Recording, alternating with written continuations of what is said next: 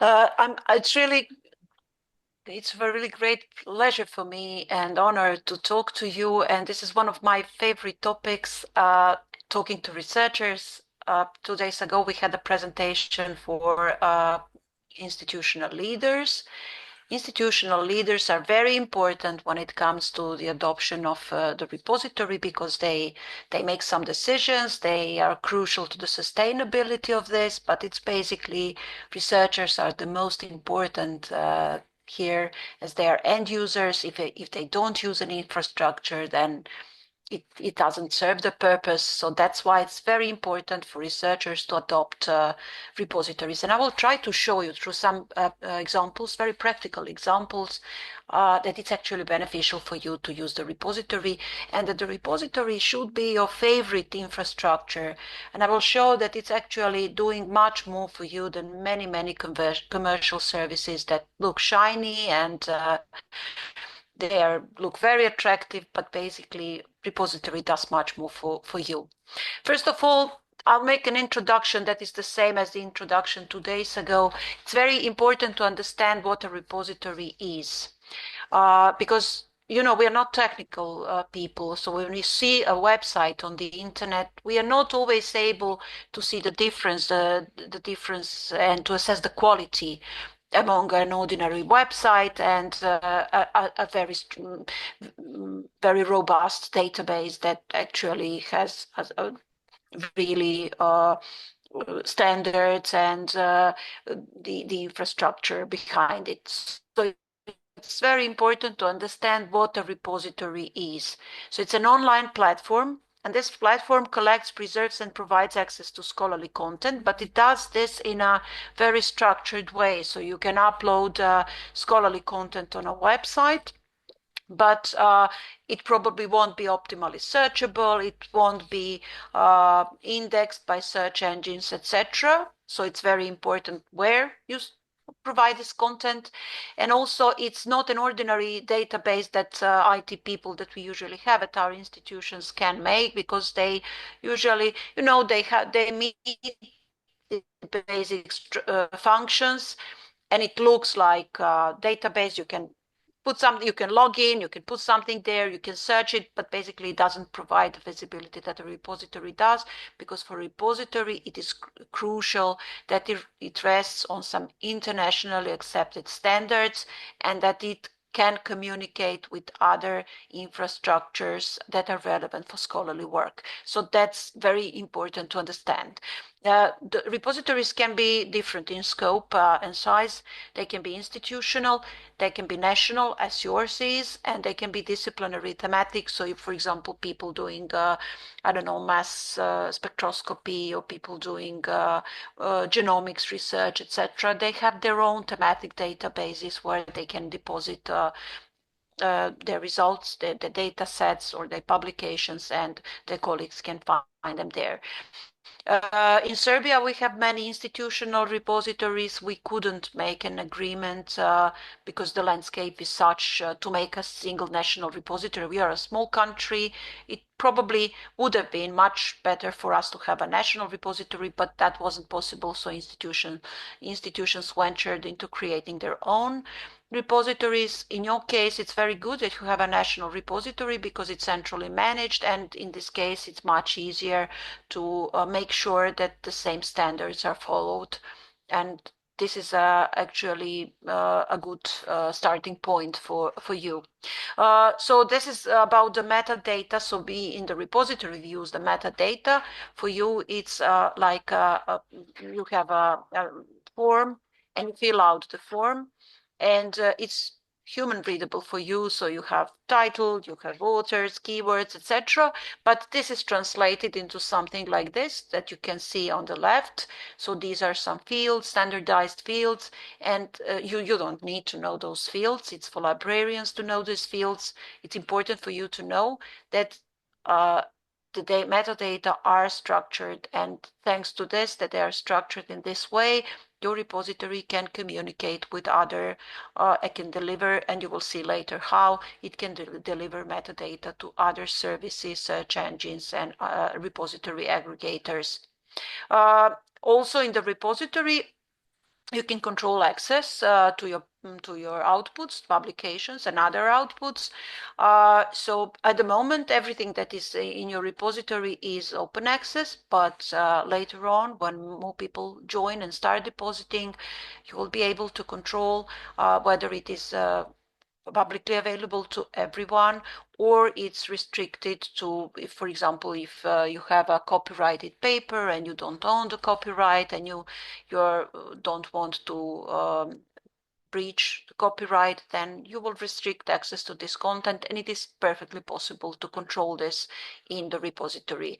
Also, you can deposit different versions of your papers and other outputs, and all these versions can be marked properly, and all these versions can be connected. So these are examples from my repository, the institutional repository, the repository of the Serbian Academy of Sciences and Arts, that is also used by 7 research institutes that are under the auspices of the Academy.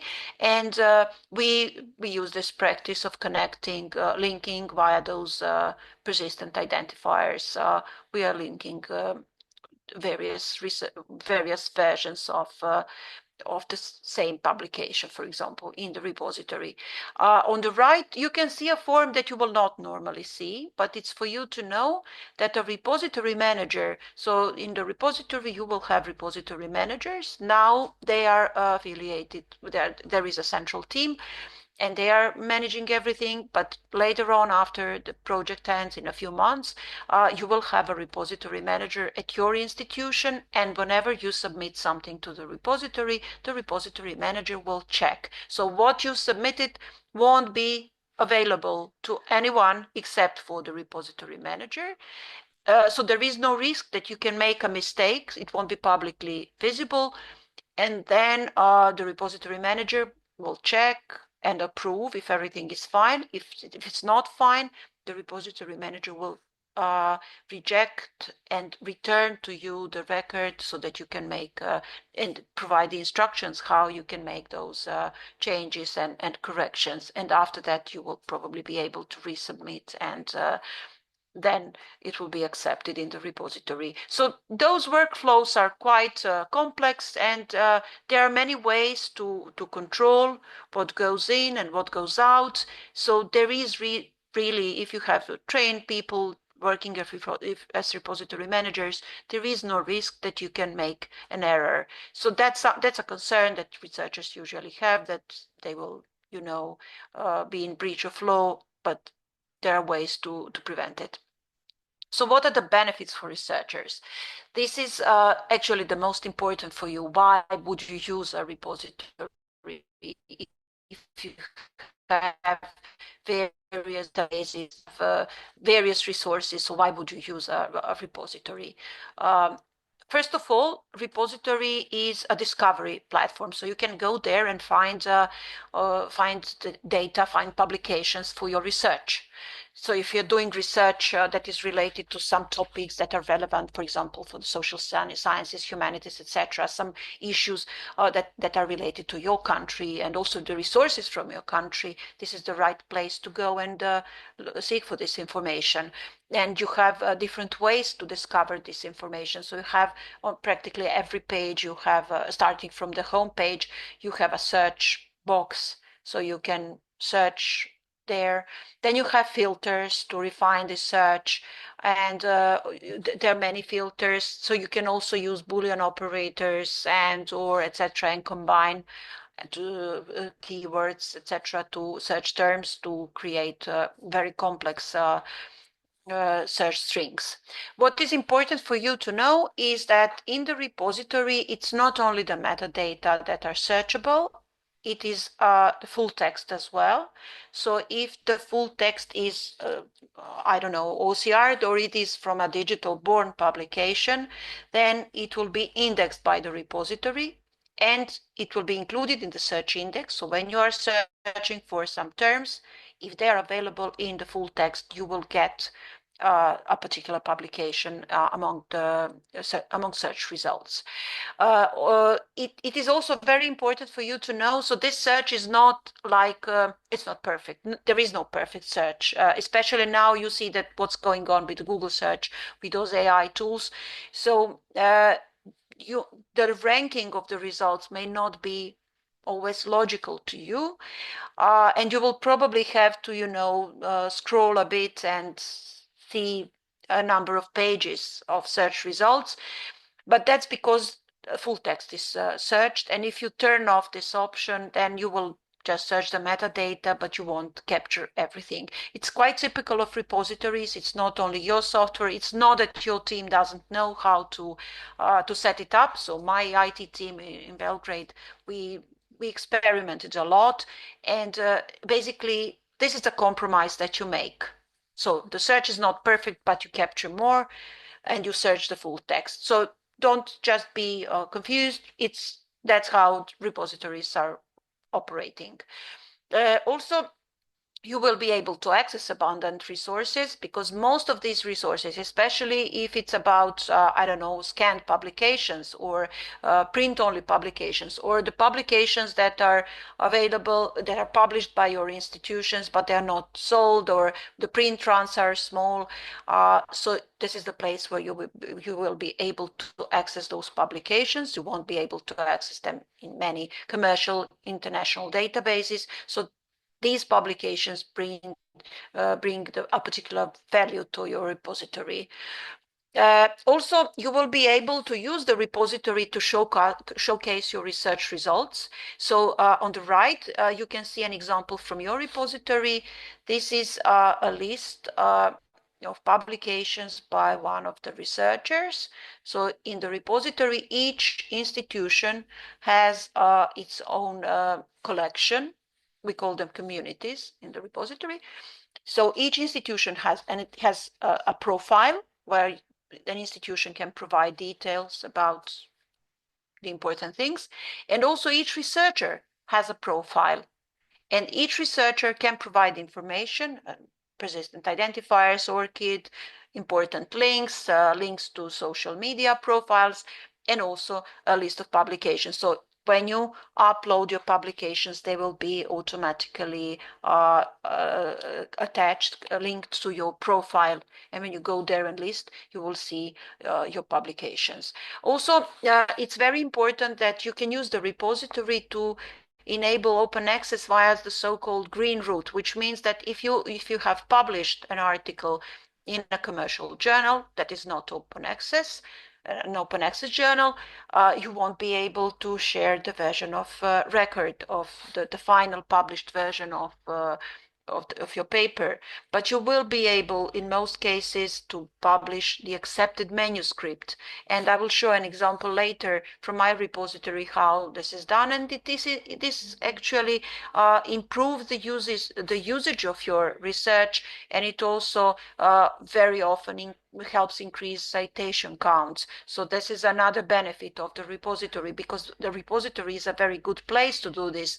Most publishers don't allow making those manuscripts available in commercial services, like, for example, ResearchGate, but repository is non-commercial. So you will, in 99% of cases, you will be able to make it available in a repository. And also you will be able to publish there various types of research outputs, and I will show later what some of the ideas, but it's like it's not limited to the examples I will show.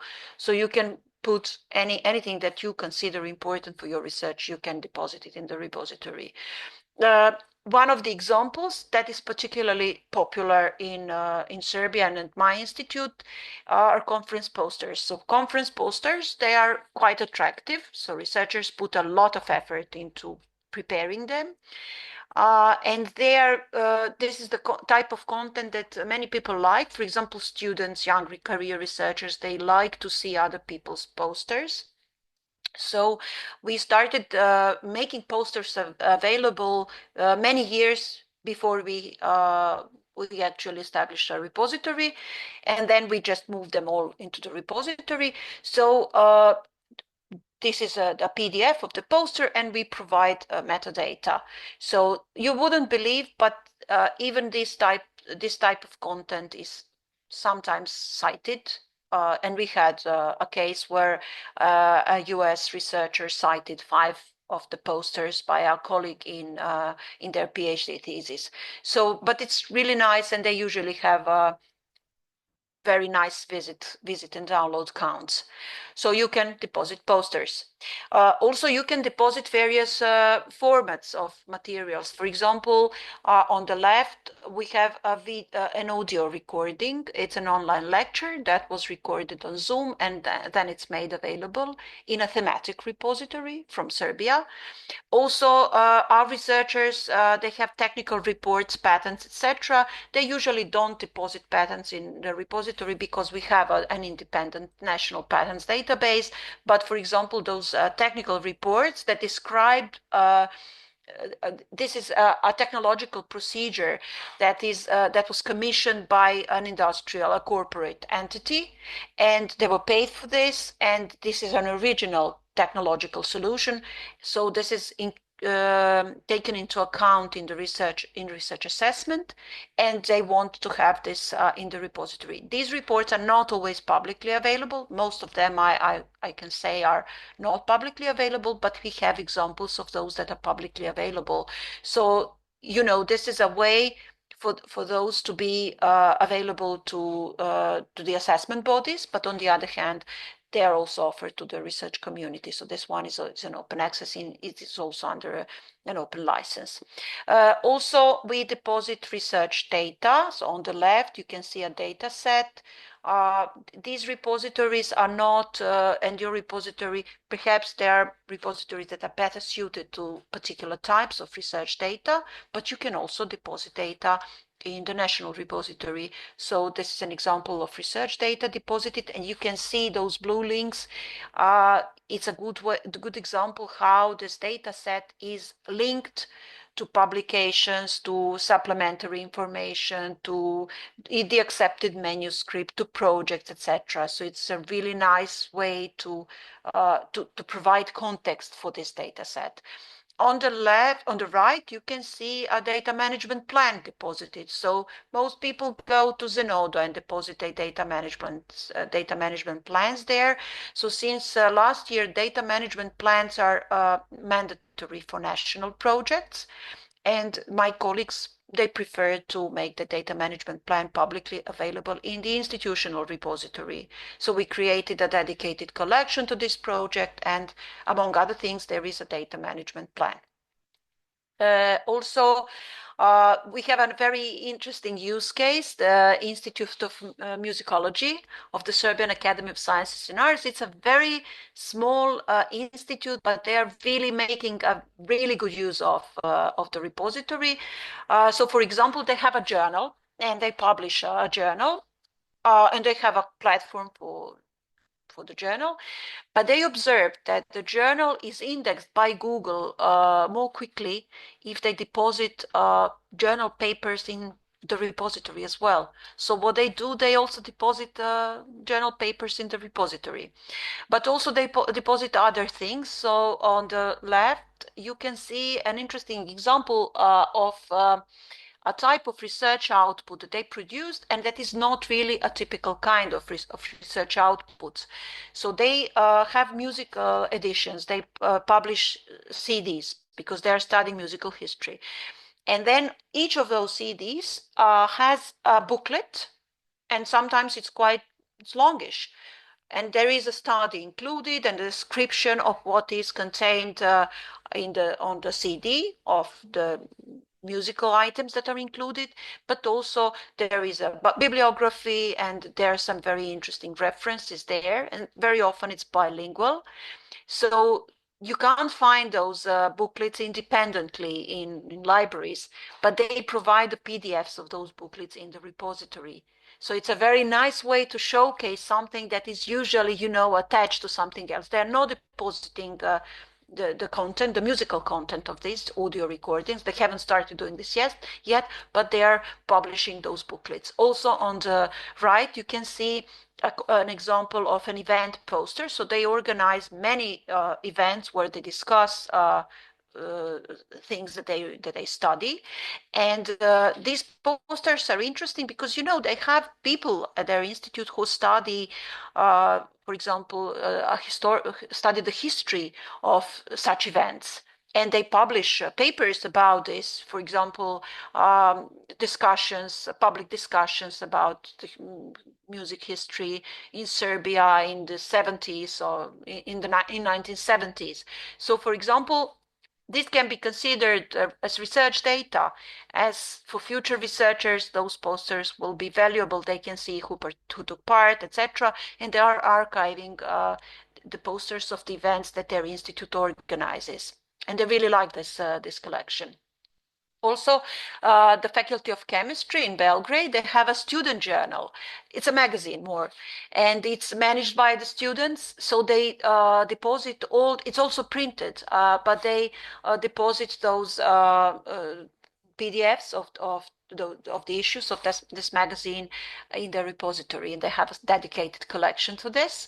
So this is a student journal, but on the right you can see one of the oldest journals in Serbia. It started as a monograph series, now it's a journal.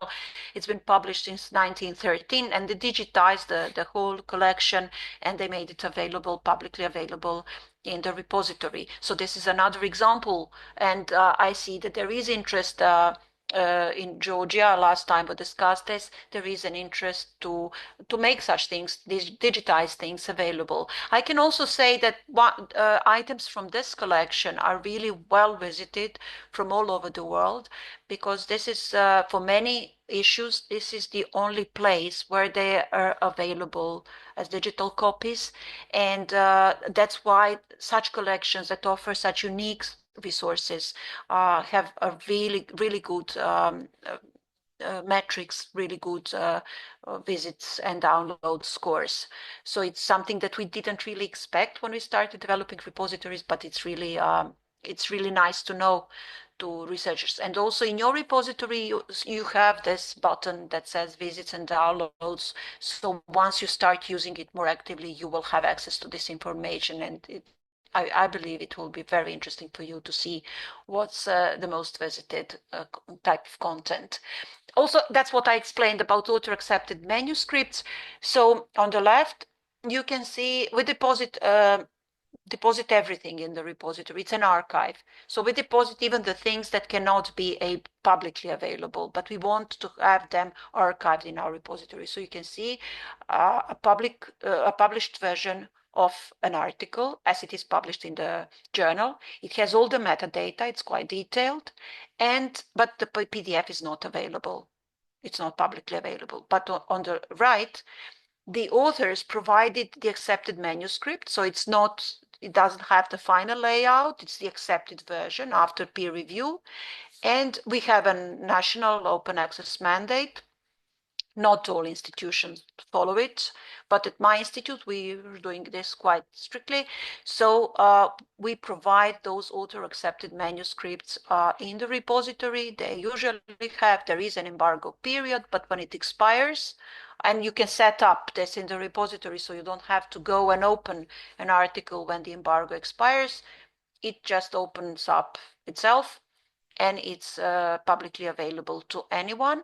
And it has the same metadata. You see all the DOI, you see all the links to the final version, etc. So it's so well described that anybody who comes here knows that they need to cite the final paper. So it's like, and it boosts citations. So it's like a very good practice, even if you don't have an open access mandate. Usually, repository managers do provide a lot of support for this, because researchers are never sure what's the right version, etc. But it works. I mean, if you have goodwill and if you're willing to provide this, you will get support from the library, and there is no need to worry, because somebody will check everything before making this public. The repository actually improves your visibility. So here there are two examples. On the right, this is Google Scholar. And you can see that these are records from your national repository. It's really well covered by Google Scholar. It's indexed. So anybody searching Google Scholar can find records from your repository and can find links to PDFs directly. So it's good for you to if you want to make your work available in Google Scholar, it's a good way to do this. And as I mentioned, colleagues from the Institute of Musicology, they observed, they were tracking this. So they have a small team, and their team tracked. So they would deposit, they would publish their journal on the platform, and the same day they would publish it, they would deposit it in the repository. And that's how they noticed that Google captures repository very quickly in 2 or 3 days. And also another colleague used ResearchGate. So he would publish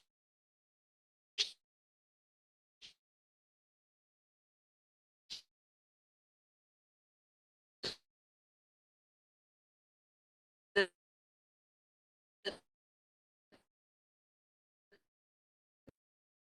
the, the he would provide the same, the record became, you can see the records repository approximately. This one harvests the metadata approximately every 2 weeks. So this also contributes to the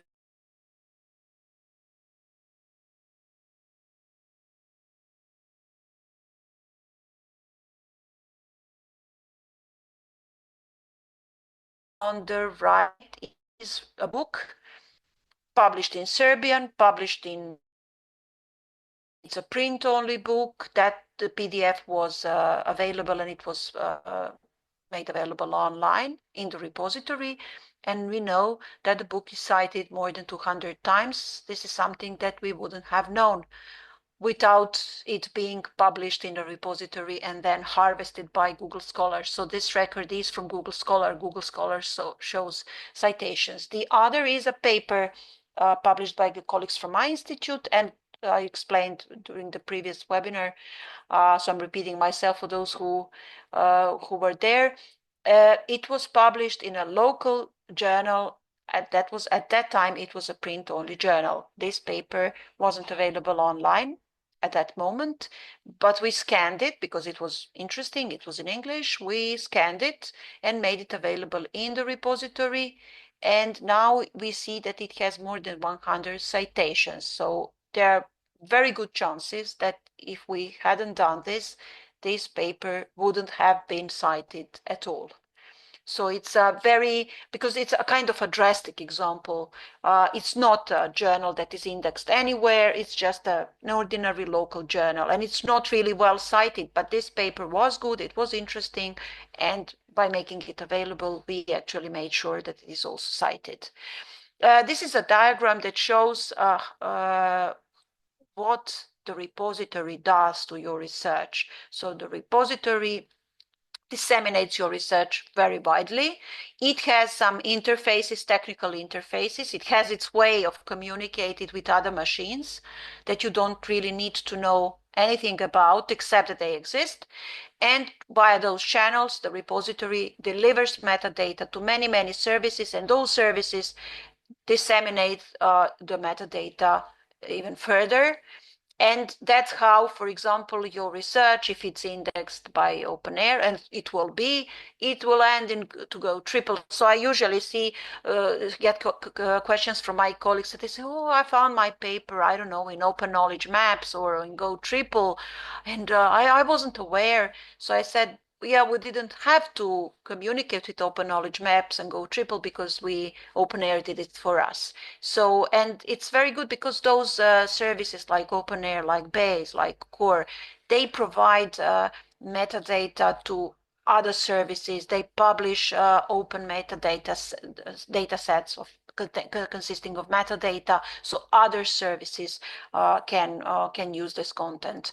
Also, Google Scholar, you've already seen this, and on the left, bottom left, you can see, I don't know whether you use it, but I highly recommend using tools as Zotero, bibliographical tools, Zotero, Mendeley or a job ref, these are reference managers. So this means that people, for example, this facilitates citation. So for example, if a publication is available in your repository and the researcher can capture metadata directly without having to type the metadata, then these tools will make it easier for that researcher to cite and to include citations in their publications. So this is like you really the only thing you need to is to deposit your research in the repository, and the repository will make sure that everything you see on this slide is done. On the other hand, and I like to use this information to use this slide, because many researchers, when we started developing repositories, they would say, I don't really care about the repository. It's like, it's an institutional infrastructure. I care about myself and about my career, and I have academia, I have ResearchGate. That's what matters for me. That's where people can see me. And you see what ResearchGate and academia do for you. They deliver metadata to Google and Google Scholar, but they are not as efficient as the repository, and they can they make it possible to, if the metadata are correct, if you provided correct metadata, and nobody checks the metadata when you provide it to ResearchGate and academia, people will be able to capture this metadata to reference managers. And they don't really communicate with all these services that you can see here. So I think it's quite obvious. And if you try to track, so as we librarians, we do this, if you try to track these effects in a number of years, it's quite obvious that repositories do much, much more for researchers. Another thing that is very important, repositories are owned by institutions. And institutions are responsible for repositories. And it's part of the institution's mission to take care about preservation. So your content won't get lost from the repository. ResearchGate and academia, they were in a position to delete millions of records over the past 10 years because of copyright infringement or even because of technical errors. So it's a good chance that your content, and it's your effort because you're providing some information to them. So it's a good chance that there is a risk that your effort will be lost and the content that you provided to those services will be lost. Whereas in the repository, there is a public authority taking care about this. So it's like, for me, it's very clear. A very strong incentive, for example, for Serbian researchers, especially in linguistics, they were not using ResearchGate in academia that much. A very strong incentive for them to use the repository was that the repository provided an interface in the local language. And they care a lot about this. So this is something that we didn't expect at all. But the fact that they had an interface in the Cyrillic and that they had an input form in the Cyrillic was something that was actually made the repository more appealing. So you never know what works with a particular kind of particular group of researchers. I mentioned profiles, so along with showcasing your research, you can also showcase your research profile. So this is a research profile in your repository. And this is something that after this initial stage of the project, researchers will have access to this information, and they will be able to edit information about themselves. So it's very good if you don't have ORCID now at the moment. Do register for it. It's very useful. It makes you more easily identifiable across all infrastructures, commercial, public, any, and include it in the repository. And you can provide your affiliations, different versions of your name. So for example, here you can also provide the name in Georgian or different variants of the transcribed name. So anything can be provided here. And also social media profiles like academia. So this is a social media profile here that is linked from the profile.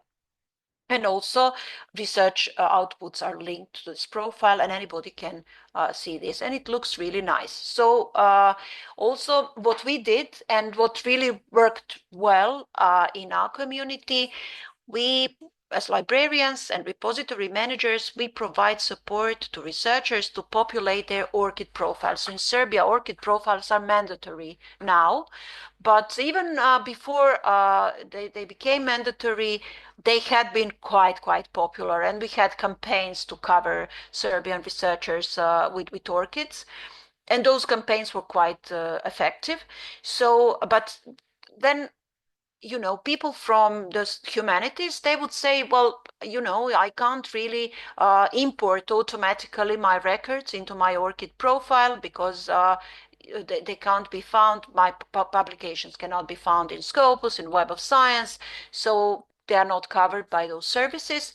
And then we explained to them that there is a way. If the repository is harvested by OpenAir or by Base, they can use those services. But for us, it was simpler to provide direct support. So we instructed, and sometimes we even did this for them. We would import all of their records from the repository to Zotero, or JabRef, or Mendeley. So these are those reference managers that I mentioned that are compatible with the repository. We imported all the metadata, and then we created a BibTeX file and imported those BibTeX files into ORCID. And you can see an example. So everywhere where you see this dice, these are records imported from the repository. So this researcher, she had very few publications in her profile before this action, and then we imported about 70 records in a second. So she was really delighted, and she's now really using the repository, and it's like it means a lot to researchers. So that's how you can support, how librarians can support, but this is also how you can improve your profile elsewhere, not only in the repository. So that's what we are doing.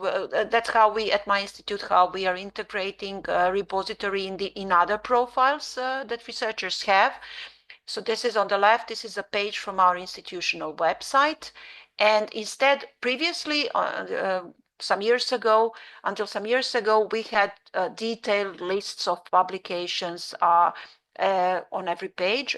So we had pages in Serbian, in English, and I maintained this. So if we had a new publication with 5 co-authors from our institute, we would provide the same record on the central list, and then 5 researchers, and each of them had 2 pages, so it's 11 places. So I had to copy and paste the same thing 11 times. Now we are not doing this. They have a selection of 10 papers that they consider the most important in their career on the website, and everything else is in the repository. So it saves a lot of effort, both to myself and to them. So on their profiles on the web page, we have this link to their records in the repository, and they can go there. Anybody can go there and see their publications. And what we also do, we integrate the same link in their ORCID profile. So it's a very good. In ORCID, you can also have a selection of your papers, but it's also good, even if you have a full list of your papers in ORCID, it's good to provide this link because it increases the visibility of the repository and usage, etc. So we provide those links in their profiles. And this is something that is, it's like 5 minutes, a 5-minute thing that really has an effect. So it's not a waste of time. We also advise researchers how to integrate repository into their research workflows. For example, finding literature is very important for especially linguists, historians, art historians, archaeologists, etc. And during the pandemic, for example, the Institute of Byzantine Studies in Belgrade, the researchers didn't have the access to the library, and they are using people from the institute. Very often they go to the library to use the publications published by the institute. So they had those publications digitized, but they didn't have the time to deal with them. So they used that time during the pandemic to make those resources available in the repository, and it actually made it possible for their researchers to work. So there are some, perhaps chemists are not using repositories that much, but there are many other researchers that are using. So it's a good place to find literature. Also, it's a good place to share your research outputs as soon as possible. For example, conferences, they are not really visible. They usually don't have good websites, etc. So if you can publish your conference output as soon as it's accepted and make it available in the repository, and that's what we are doing as well. So for example, we publish a book of abstracts 2 months before the conference, and as soon as it's published, we deposit the abstracts of our colleagues in the repository, so they are available 2 months before the conference. Also, it's a very good place to share learning materials if you're a university, work at a university, and also presentations. So many people like sharing their presentations in the repository. They put some effort. For example, what I saw as people who have just they have to prepare a presentation when they're defending a PhD thesis, and they usually like to have this presentation available in the repository along with their PhD thesis. And also if they put additional effort and make a nice presentation for a conference, they really like to make it available. And also, I've recently had some requests to deposit audio recordings of presentations together with presentations. So it's really a good way to use a repository to make those materials available. Also, it's very good to use repository data in your reports. So if you are referring to conference abstracts or proceedings or papers, my advice is to deposit them in the repository and then use the links from the repository in your reports, for example, for promotion or any other reports, because those links are more stable, especially because you will be getting PIDs, DOIs in the repository. Those links are much more stable than conference websites, which usually get removed after a year or two. So a good workflow is to put everything in the repository and then cite those links from the repository. Yes, for promotion, this is evidence. So instead of sending copies, print copies or PDFs with research promotion materials, you can provide links to the repository. And also, if you work at the university, repository is a good place to find some materials that you can reuse in your courses. How can you contribute as a researcher to the repository while at the same time contributing to your visibility in your career? Even if there is no mandate at your institute or your country, you should deposit everything in the repository. So it's good for you. And if you still want to use academia or ResearchGate, that's fine, but give priority to the repository. So you can also, for example, instead of making things available on academia or ResearchGate, you can provide a link to the repository there, and people will go there to the repository and take this content. Also, it's very important for you to know that websites, repositories, infrastructures, that a digital infrastructure available on the web, this is a kind of an ecosystem, and search engines as well. So the more you visit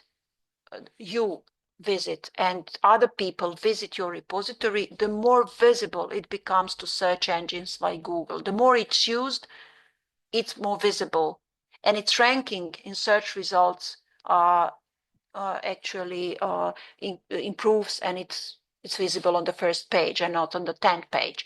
So if you provide links, whenever you cite your works, you provide links to the records in the repository. People click those links. Google captures this, and the ranking of your repository improves. So it's a bit complicated to understand, but it's very logical. So it's like help your repository improve its usage, the usage statistics.